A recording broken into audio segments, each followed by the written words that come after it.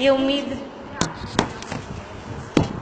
ये अवधि ज्ञान की डेफिनेशन, अवधि ज्ञान की चालू करी थी। देखिए यहाँ मुख्य रूप से पहले अध्याय में मोक्ष मार्ग का और 5 प्रकार के ज्ञान का वर्णन है। तो शुरू के सूत्रों में मोक्ष मार्ग का वर्णन किया, मोक्ष मार्ग क्या है, कैसे प्राप्त होता है, उसका जो पहला उपाय सम्यक दर्शन है, उसकी प्राप्ति के उपाय। अब वो सम्यक दर्शन की प्राप्ति के उपायों के क्रम में ही वो कैसे जाने उनको, तो वो ज्ञान के माध्यम से जाने जाता है। तो ज्ञान की बात चालू कर दी। ज्ञान कितने हैं? ज्ञान 5 प्रकार के हैं। यहाँ ज्ञान मतलब सम्यक ज्ञान, तत्प्रमाणे का है ना, वो प्रमाण है यानी सम्यक ज्ञान है। यहाँ अभी जिन ज्ञान की बात चल रही है, सम्यक ज्ञान की बात चल रही है, सम्यक दृष्टि के ज्ञानों की बात चल रही है। तो उसमें से मति ज्ञान की बात की कि मति ज्ञान इंद्रिय और मन के पूर्वक होता है, अवग्रह यह अवाय पूर्वक होता है और बहुविध आदि पदार्थों को जानता है और इन्हीं को आपस में मिला जुलाकर ये 5 इंद्रिय मन के द्वारा अवग्रह होता है, अर्थावग्रह होता है, व्यंजन अवग्रह चक्षु और मन के द्वारा नहीं होता है। इस तरह से इनको आपस में गुणा करके मति ज्ञान के कितने भेद बनाए थे? 300। उनमें जो पूजा अभी कल अपन रखेंगे, मतलब वो जो पूजा का जो छंद था ना इसमें, उसमें बराबर 288 भी लिखा हुआ था शब्द। ख्याल में आया था आप लोगों को? मतलब उसमें अब पढ़ी हुई चीज़ को पढ़ते हैं तो मज़ा आता है, समझ में आ गया। अब ये 10 अध्याय पूरे हो जाएंगे तब एक बार फिर से करा लीजिएगा 2-4 साल निकल जाएंगे तब तक। तो ये पहले मति ज्ञान की बात की, उसके बाद में शुद्ध ज्ञान की बात, यद्यपि यहाँ एक ही सूत्र में की कि शुद्ध ज्ञान मति ज्ञान पूर्वक होता है और वह 2 प्रकार का है, अंग बाह्य और अंग प्रविष्ट। अंग बाह्य के अनेक भेद हैं और अंग प्रविष्ट के 12 भेद हैं। तो उन 12 भेदों की थोड़ी संक्षिप्त, हमको तो लग रहा होगा हमने डिटेल में किया, लेकिन बहुत संक्षिप्त सी चर्चा, शास्त्रों में भी इतनी मिलती है करीब करीब, वो संक्षिप्त चर्चा हमने 12 अंगों के एक एक लाइन में थोड़ा सा स्वरूप देखा और 12वें अंग के जो 5 भेद हैं, उन 5 भेदों का परिकर्म, सूत्र, पूर्वगत, चूलिका, प्रथमानुयोग, ये 5 भेदों की बात हमने पढ़ी थी। फिर परिकर्म के 5 भेद थे, चंद्र प्रज्ञप्ति, सूर्य प्रज्ञप्ति, जम्बूदीप प्रज्ञप्ति, दीप सागर प्रज्ञप्ति और व्याख्या प्रज्ञप्ति, ये 5 भेद परिकर्म के थे। उसके बाद में सूत्र के बहुत सारे भेद हैं, प्रथमानुयोग के भेद नहीं है, और पूर्वगत के 14 भेद, उत्पाद पूर्व, अग्रायणी पूर्व, अभिव्यानुवाद पूर्व, असिनास्ति, हाँ, ये सारे 14 भेदों के नाम पड़े। उसके बाद में जो चूलिका थे उसके फिर से 5 भेद, जलगता, थलगता, रूपगता, आकाशगता, मायागता, ये 5 भेद और इसके हमने देख लिए थे। नाम जानने योग्य हैं कि ये जिनवाणी के जो 12 अंग हैं उनमें ये नाम आते हैं।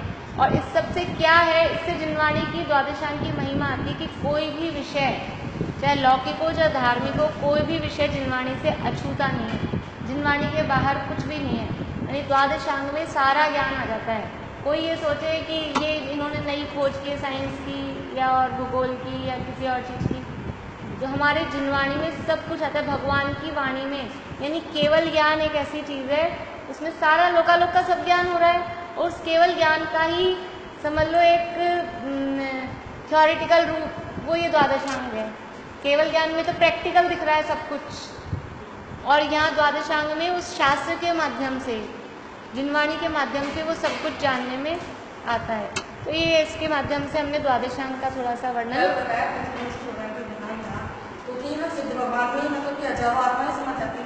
हाँ, एक सिद्ध में,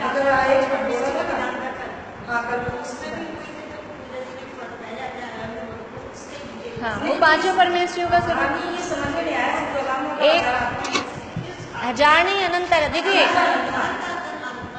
एक्चुअल में क्या है कि सिद्ध भगवान, सिद्ध का स्वरूप क्या है? सिद्ध भगवान में वहाँ शरीर नहीं, शरीर रहित है। हम आपस में बाधा कब होते हैं कि ये शरीर स्थूल है ना, इस शरीर में अब जहाँ बैठे वहाँ मैं नहीं घुस सकती क्योंकि शरीर बाधा पहुँचाता है। और शरीर से रहित जो आत्मा है, शुद्ध जो आत्मा है, वो आत्मा शरीर से रहित है और वो अमूर्तिक है। अमूर्तिक किसे कहते हैं? जिसका शेप नहीं, शेप तो प्रदेशित्व गुण के कारण है, हाँ, लेकिन जिसमें स्पर्श रस गंध वर्णी जो टकराता नहीं है किसी से, जो खुद बाधा नहीं पहुंच जाता, खुद बाधित नहीं होता। अब यहाँ पे ये जो स्थूल है शरीर, ये इसके आगे नहीं जा पा रहा, ये टकरा रहा है ना। लेकिन जो लेकिन जो आत्मा है, आत्मा में क्योंकि पुद्गल में ये टकराने वाला गुण है। धर्म आकाश काल भी अमूर्ति के, वो भी नहीं टकराते। अभी हम जहाँ बैठे हैं, चलते हैं फिरते हैं, वो धर्म द्रव्य, अधर्म द्रव्य, आकाश द्रव्य, काल द्रव्य सब है, तो कोई टकराता है हमसे? हमको ऐसा लगता है कि अब आकाश द्रव्य टकरा रहा है, कि काल द्रव्य टकरा रहा है, कि कुछ अड़ रहा है? वो अमूर्तिक द्रव्यों में टकराने वाला काम नहीं है। तो वहाँ सिद्ध भगवान जब सिद्ध हो गए तो वहाँ सारे कर्म गए, द्रव्य कर्म, भाव कर्म, नो कर्म, शरीर सबका अभाव हो गया, तो केवल अमूर्तिक आत्मा रह गई। तो जहाँ यहाँ से जो भगवान मोक्ष गए, वो सीधे वहाँ जाके सिद्धालय में विराजमान हो जाते हैं। अब फिर 2-4 साल बाद फिर से कोई जीव यहाँ बैठेगा कि नहीं? यहाँ बैठ के फिर से वो मोक्ष जाएगा, तो फिर कहाँ जाएगा? वो इधर उधर खिसकेगा? ऐसा नहीं होता। जब जीव जहाँ से मोक्ष जाते हैं, वो सीधा वहीं से ऊपर जाके विराजमान हो जाते हैं आत्मा, सिद्ध भगवान। तो वो उसी आत्मा के प्रदेशों में, देखिए इसके लिए उदाहरण देते हैं लाइट का, प्रकाश का, कि अभी यहाँ एक ही लाइट जल रही है, अभी यहाँ लगी भी इतनी सारी हैं, तो ये एक जल रही है, एक उधर जल रही है, 2 जल रही है, तो ये लाइट इस लाइट के प्रकाश को मना करती है कि नहीं मैं जल रही, तुम मत आओ।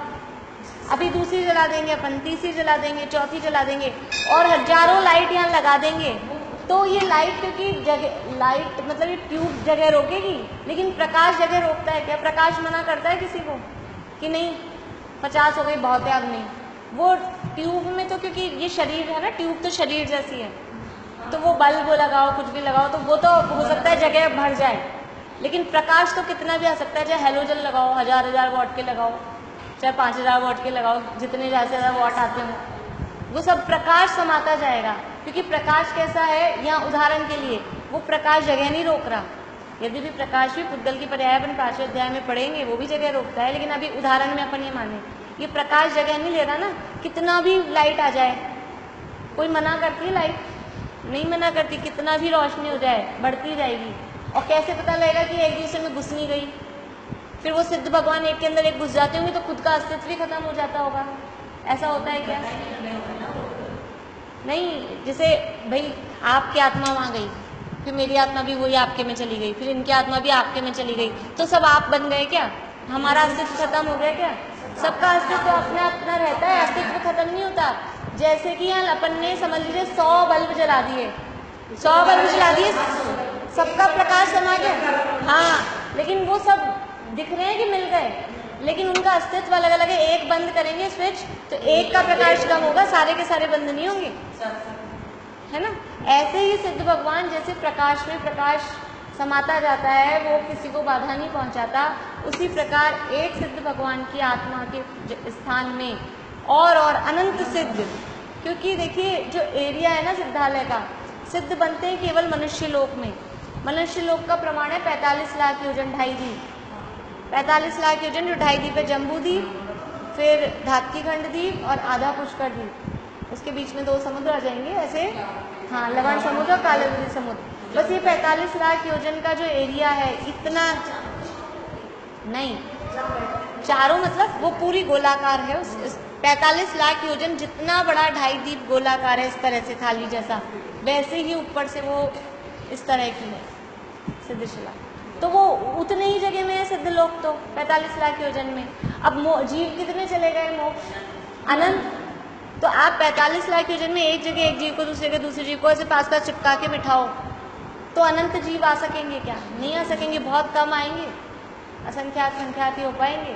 तो फिर बाकी के जीव कहाँ मुक जाएंगे? फिर तो फुल हो गई जगह, और वहाँ से वापस भी नहीं आते, कोई जगह खाली हो जाए, भी एक वापस आए तो अपन चले जाएं। आप लोग इतनी दूर दूर क्यों बैठ गए? आगे आ जाओ ना, आवाज भी नहीं आ रही मुझे।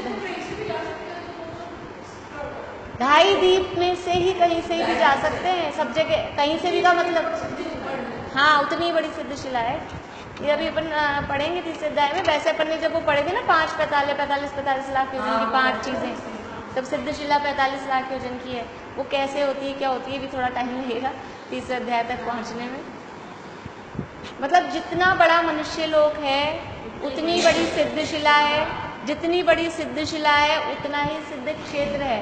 सिद्ध भगवान सिद्धशिला पे नहीं रहते, सिद्धशिला तो ये है, ये सिद्धशिला है मान लीजिए, है ना।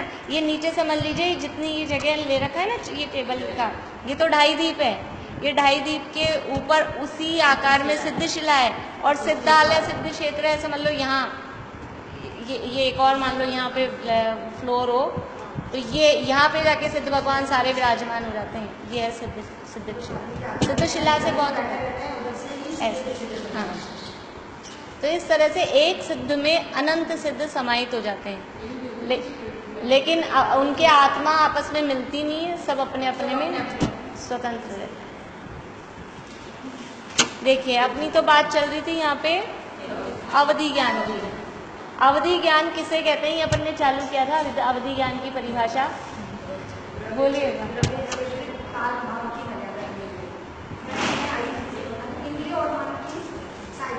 अपन ने पहले छड़ाला में भी पढ़ी हुई,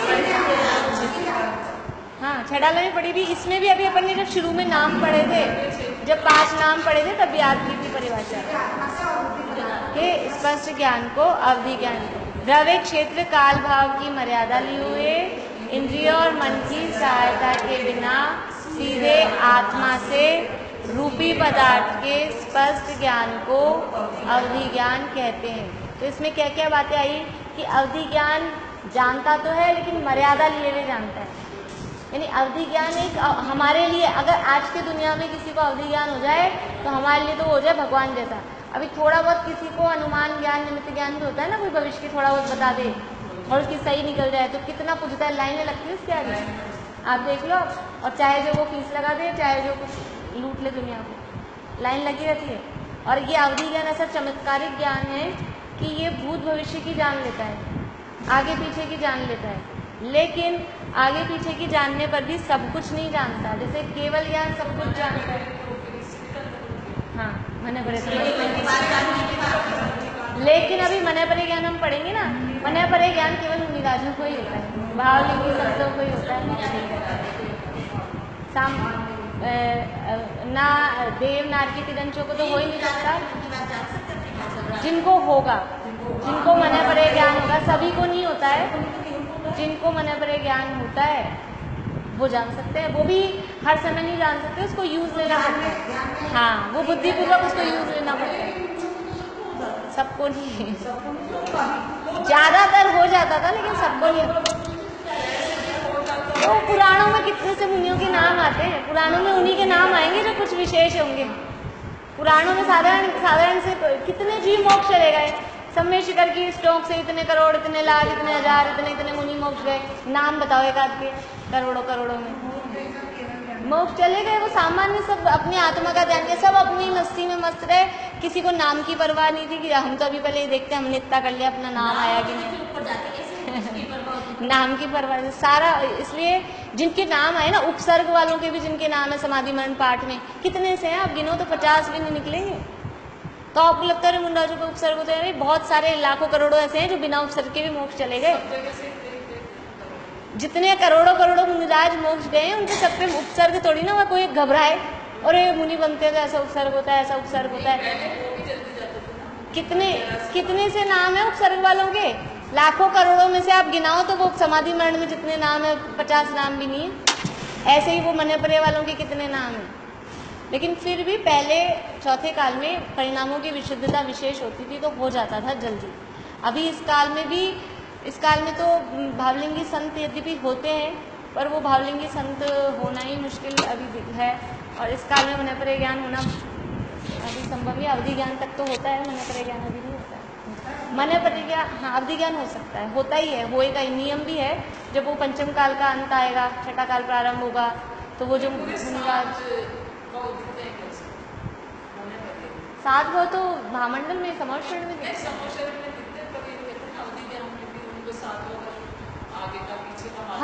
हाँ वो जिसकी जितनी मर्यादा हो। ये जो पहला अपना पॉइंट है ना, द्रव्य क्षेत्र काल भाव की मर्यादा ली गई, इसमें हुआ है कि कितनी मर्यादा का किसको कितना क्षम है, किसको कितनी पावर मिली हुई है कितना जानने की, उस हिसाब से वो जान सकते हैं।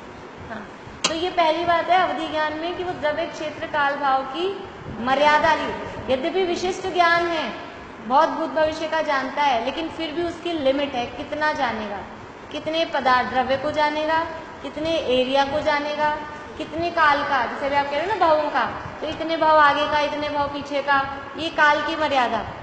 और भाव की मर्यादा की कितनी गहराई में जाके जान सकेगा, ये भाव की मर्यादा। तो द्रव्य क्षेत्र काल भाव की मर्यादा लिए हुए। अवधि का मतलब ही होता है मर्यादा। अवधि सावधि जमा योजना होती है, हाँ वो अवधि मर्यादा है, उसकी एक लिमिट है। तो ये अवधि ज्ञान का मतलब है मर्यादा से जानता है। फिर इंद्रियों और मन की सहायता के बिना, मति और शुद्ध ज्ञान तो इंद्रियों और मन की सहायता से हो रहे थे। अब ये अवधि ज्ञान कुछ अलग है उनसे। इसमें ना स्पर्शन रसना घ्राण चक्षु कर्ण और मन का भी निमित्त नहीं है। इन सब के बिना सीधे आत्मा से, ये कुछ विशेषता है हमको, क्योंकि अनुभव नहीं तो हमको समझ में ही नहीं आता कैसे हो जाता है सीधे। अब जब हो तब समझ, मतलब हुआ है हमको बहुत बार, हमको आज तक अनंत बार हो चुका, लेकिन भूल गए। क्योंकि देव और नारकियों को तो भाव प्रत्यय भी आने वाला है ना, होता ही, सबको ही होता है। तो हम भी देव और नारकी बने हैं बहुत बार, अवधि ज्ञान जन्म से ही होता है उनको। तो सीधे आत्मा से। और ये बहुत इंपॉर्टेंट बात, किसका ज्ञान होता है अवधि ज्ञान में? रूपी पदार्थ का। अवधि ज्ञान केवल पुद्गल को ही जानता है। रूपी मतलब पुद्गल, रूपिण पुद्गला। पुद्गल को रूपी कहते हैं, रूपी को पुद्गल कहते हैं, ये दोनों पर्यायवाची हैं। तो केवल पुद्गल को ही जानता है।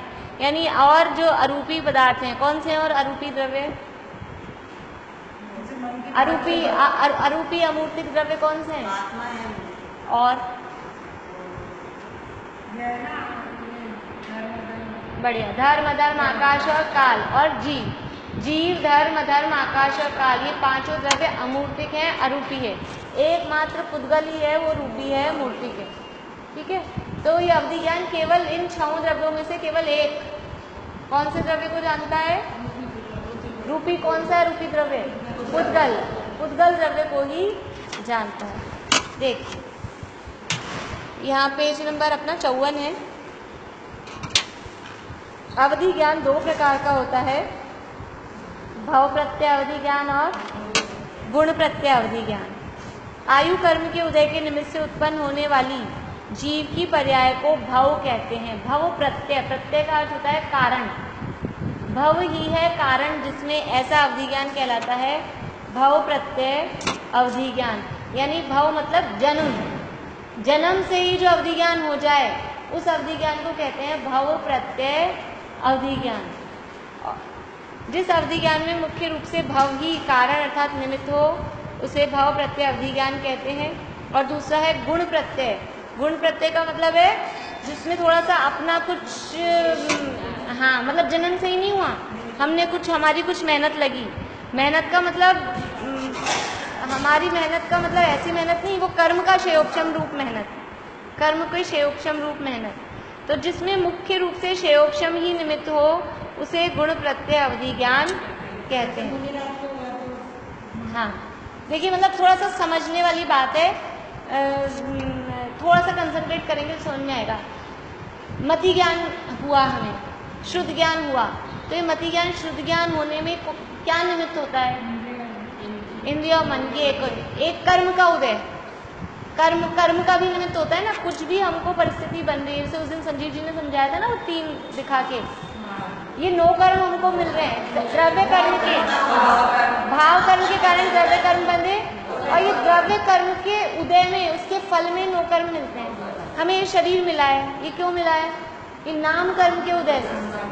किसी का रंग गोरा है, किसी का रंग काला है, तो किसी के कृष्ण नाम कर्म का उदय, किसी के श्वेत नाम कर्म का उदय। किसी की आवाज़ बहुत मीठी है, किसी की आवाज़ अच्छी नहीं है, तो एक के सुस्वर नाम कर्म का उदय, एक के दूसरा नाम कर्म का उदय। ये अभी हमने 8वें अध्याय की पूजन की थी, उसमें सारे आए थे, पर उनको भी इतना टाइम नहीं था ना, वरना वो समझाए। हाँ हाँ, नहीं वो पूरे नाम कर्म के भेद प्रभेद जो है ना पूरा, तो ये ऐसे ही हमको मति ज्ञान है। मति ज्ञान है मतलब अभी हमको मिली हुई ये चीज़, तो उसमें कोई ना कोई द्रव्य कर्म का उदय होगा। कौन से कर्म का उदय होगा? मति ज्ञानावरण कर्म का उदय नहीं होगा, मति ज्ञानावरण कर्म का क्षयोपशम कहेंगे।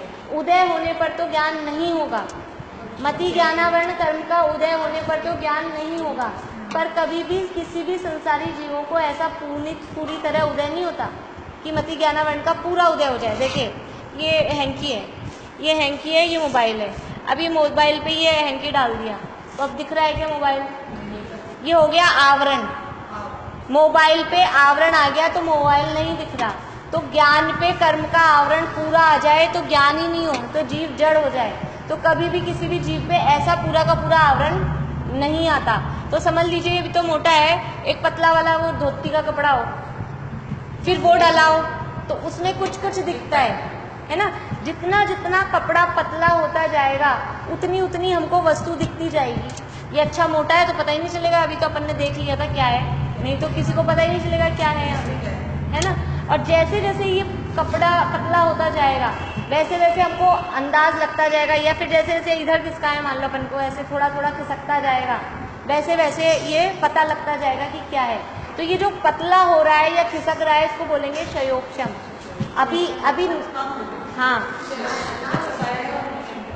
नाश होना नहीं, क्षयोक्षम का मतलब है उस हाँ, कुछ उदय है कुछ उदय नहीं है। हाँ, कुछ उदय है भी कुछ उदय नहीं है।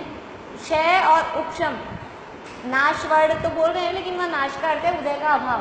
कुछ उदय है और कुछ उदय नहीं है, उसको बोलते हैं क्षयोक्षम। किसी भी कर्म का, कर्म के क्षयोक्षम का अर्थ है, हाँ, ये भी आपके 5 भाव वाला अपने भी दूसरे अध्याय में आएगा और आपके भी इसमें भी आएगा। हाँ, पर वहाँ नष्ट होने का अर्थ अनुदय होना है, खत्म होना, सत्ता में से वो नहीं। तो कर्म के क्षयोक्षम का अर्थ है कुछ का उदय और कुछ का अनुदय, ऐसे इसको कहेंगे क्षयोक्षम।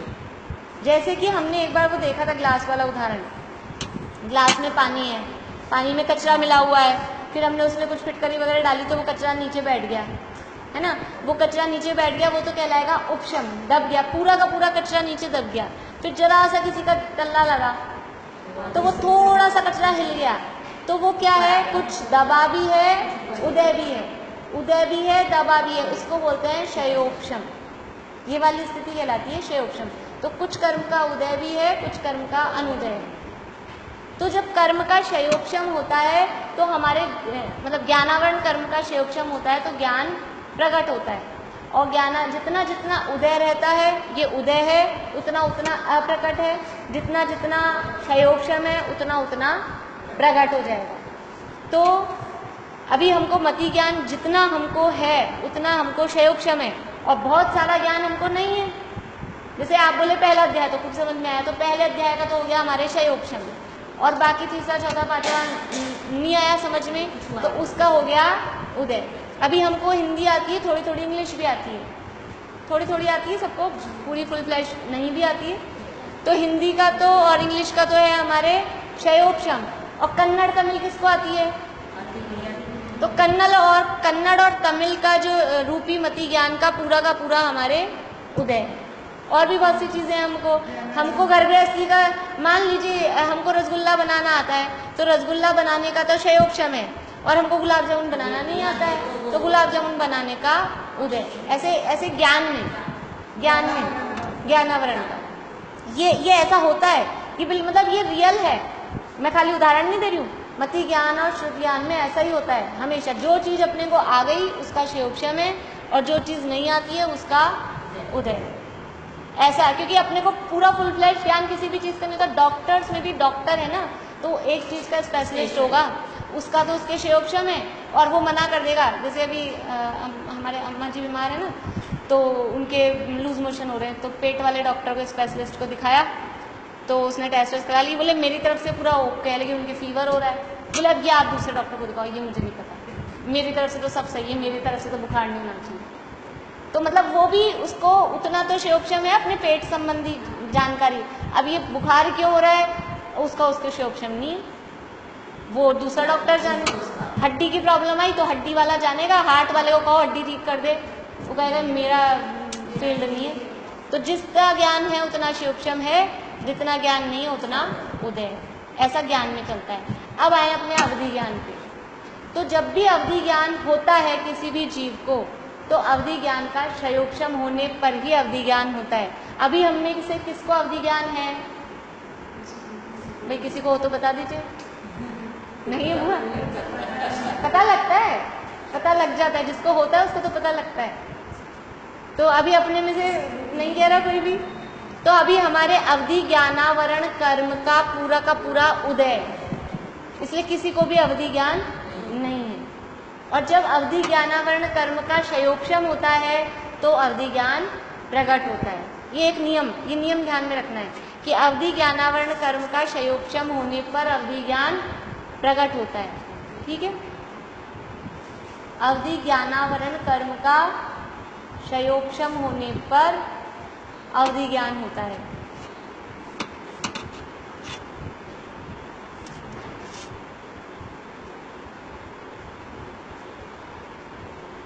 ये इतनी सारी भूमिका बनाई है मैंने खाली अभी भाव प्रत्यय और गुण प्रत्यय को बताने के लिए। अवधि ज्ञानावरण कर्म का क्षयोक्षम होने पर अवधि ज्ञान प्रकट होता है।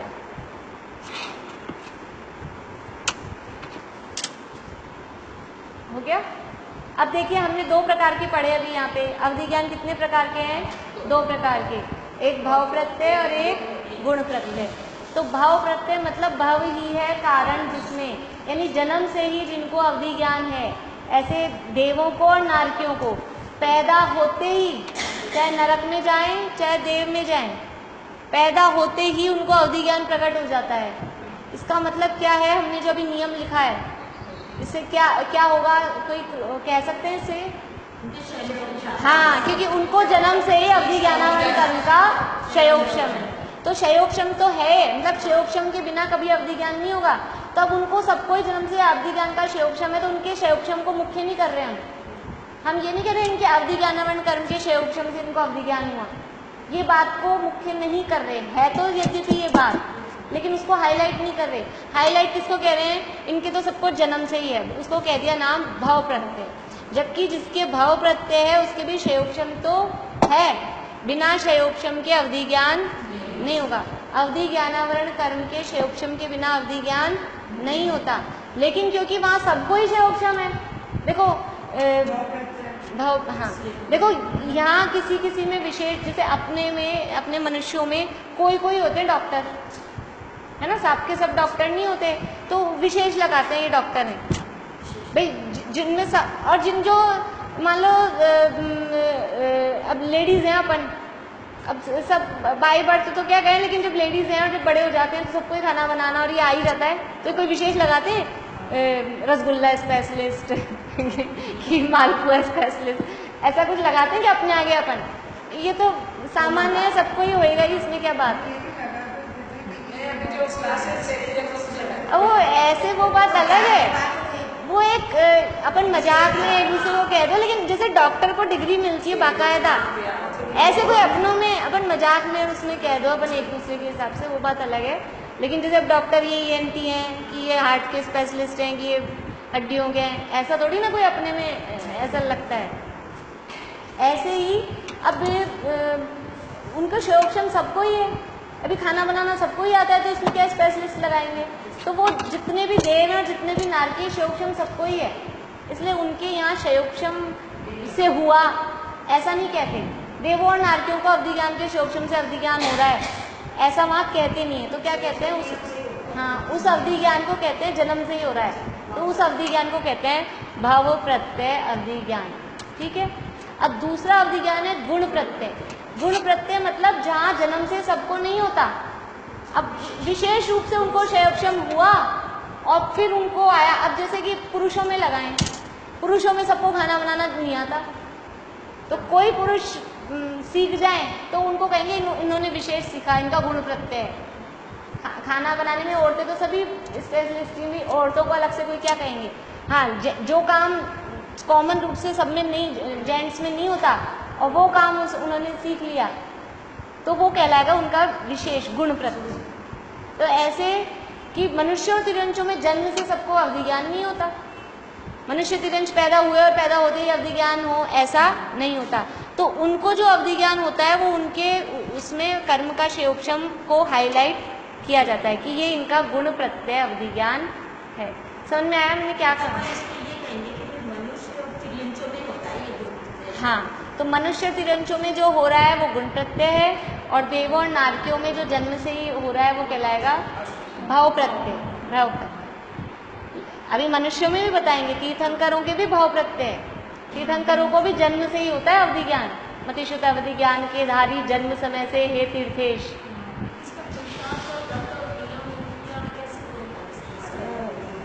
वो आएगा मनुष्य तिरंचों को कैसे कैसे हो सकता है।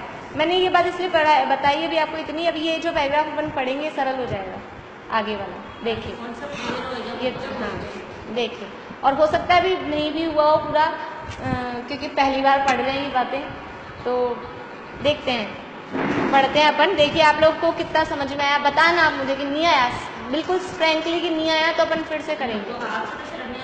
हाँ देखिए, जिस अवधि ज्ञान में मुख्य रूप से ही भव ही कारण निमित्त हो उसे भाव प्रत्यय अवधि ज्ञान कहते हैं, और जिसमें मुख्य रूप से शयोपशम ही कारण अर्थात निमित्त हो उसे गुण प्रत्यय अवधि ज्ञान कहते हैं।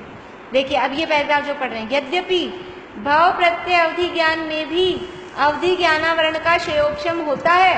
जो भाव प्रत्यय अवधि ज्ञान हुआ ना, मतलब जन्म से ही देवों और नारकियों को हुआ, उसमें भी वो अवधि ज्ञानावरण कर्म का शयोपशम तो होता है, क्योंकि अवधि ज्ञानावरण के शयोपशम बिना तो अवधि ज्ञान संभव ही नहीं है। तो देवों को कोई कहे कि देवों को तो बिना शयोपशम के होता है और मनुष्य तिरंजों को शयोपशम से होता है, ऐसा नहीं। हाँ, पर उनको ये है कि जन्म से ही शयोपशम, बिल्कुल। हाँ, मर्यादा वो शयोपशम भी सबका अलग अलग होता है। जैसे हम सबको मति शुद्ध ज्ञान का, मति ज्ञानावरण शुद्ध ज्ञानावरण का शयोपशम है, लेकिन सबका शयोपशम एक सा है क्या? सबका अलग अलग है ना। ऐसे ही सबको अवधि ज्ञान होता है, वहाँ पे सबके अवधि ज्ञानावरण कर्म का शयोपशम है देवों और नारकियों के, लेकिन सबकी मर्यादा अलग अलग है। और उस मर्यादा की भी मिनिमम लिमिट मैक्सिमम लिमिट शास्त्रों में दी गई है कि अगर पहले स्वर्ग में है तो उसकी मैक्सिमम लिमिट कितनी हो सकती है, मिनिमम लिमिट कितनी हो सकती है, उसके बीच का देवों में उनमें होगा। नरकों में भी इसी तरह से उनकी लिमिट दी गई। पूरे सब की पूरी लिस्ट है। इतनी डिटेल है इन चीज़ों की कि हमारा उससे चकराने लग जाता है, मतलब पढ़ते पढ़ते। इतनी दी गई है, कितनी कितनी मर्यादाएं, द्रव्य की मर्यादा, क्षेत्र की मर्यादा, काल की मर्यादा, भाव की मर्यादा, जगन्य मर्यादा, उत्कर्ष मर्यादा, और एक एक एक एक जगह की बारीकी में। नरक में जितने पटल हैं 49 पटल हैं, 49 की अलग अलग अलग अलग। स्वर्ग में 63 पटल हैं, सबकी अलग अलग। वही तो बता रही हूँ मैं। हाँ हाँ, सबकी अलग अलग दी गई है। अब हाँ, तो अपन तो मोटा मोटा मतलब ये आपको क्यों बता रही हूँ, मुझे ना अपना ज्ञान जानना है ना, मुझे पता आपको याद होंगी ये बातें, लेकिन ये ख्याल में है कि इतनी विस्तृत चर्चा जिनवाणी में है। मतलब जिनवाणी की भी महिमा है, हमको जिनवाणी की महिमा है कि कितनी कितनी बातें जिनवाणी में सब दी गई। तो यद्यपि भाव प्रत्यय अवधि ज्ञान में भी अवधि ज्ञानावरण का शयोपशम होता है, क्योंकि अवधि ज्ञानावरण कर्म के शयोपशम बिना तो अवधि ज्ञान संभव ही नहीं है। तथापि फिर भी देवायु और नरकायु के साथ अवधि ज्ञानावरण का शयोपशम नियम से होता है। जिसके देवायु का आश्रम हो गया, जिसके देवायु बन गई, उसके अवधि ज्ञानावरण कर्म का शयोपशम भी होगा ही होगा इन नियम से। ऐसा नहीं हो सकता कि देवायु तो बन गई और अवधि ज्ञानावरण का शयोपशम नहीं है, ऐसा नहीं हो सकता। इस कारण भव को मुख्य करके इसका नाम भव प्रत्यय रखा गया है। ठीक है। जिस प्रकार पक्षियों के जन्म से ही आकाश गमन देखा जाता है, उसी प्रकार देव और नारकियों के जन्म से ही अवधि ज्ञान, जैसे पक्षियों को जन्म से ही है तो कहेंगे कि इनको रिद्धि है, इनको आकाश में उड़ने की रिद्धि है। मक्खियों को जन्म से ही आकाश उड़ना आता ही है ना, मक्खी मच्छरों को। हाँ, अब हम जैसों को कोई उड़ना आ जाए तो कहे मनुष्यों की तिरंचों में ये जो पंचेंद्रीय तिरंच दिखते हैं जमीन पे चलने वाले, वो कोई उड़ने लग जाए तो जादू दिखता है, तो अब कहा जाता है इसने कुछ एफर्ट किया है। और जिनको जन्म से ही उनका तो क्या कहेंगे, तो बाय बर्थ है, इनको तो बाय बर्थ। ऐसे ही देव और नारकियों को बाय बर्थ है, जैसे पक्षियों को उड़ने की शक्ति बाय बर्थ है, ऐसे ही देवों और नारकियों को अवधि ज्ञान बाय बर्थ है। उसका नाम है भव प्रत्यय अवधि। लेकिन वो जो उड़ने की शक्ति उनको है, उसमें भी कोई ना कोई वो कर्म के वो शयोपशम तो निमित्त है ही ना उसमें। बिना कर्म के शयोपशम की थोड़ी ना उड़ रहे हैं वो पक्षी।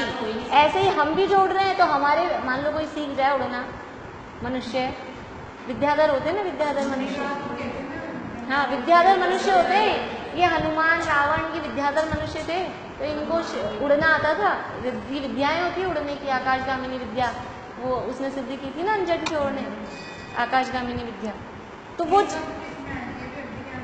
ये विद्याएं अब 64 रिद्धियाँ, 64 रिद्धियाँ तो अवधि ज्ञान में नहीं, मतलब वो तो 64 रिद्धियों का प्रकरण तो हाँ मुनियों के प्रकरण में आता है।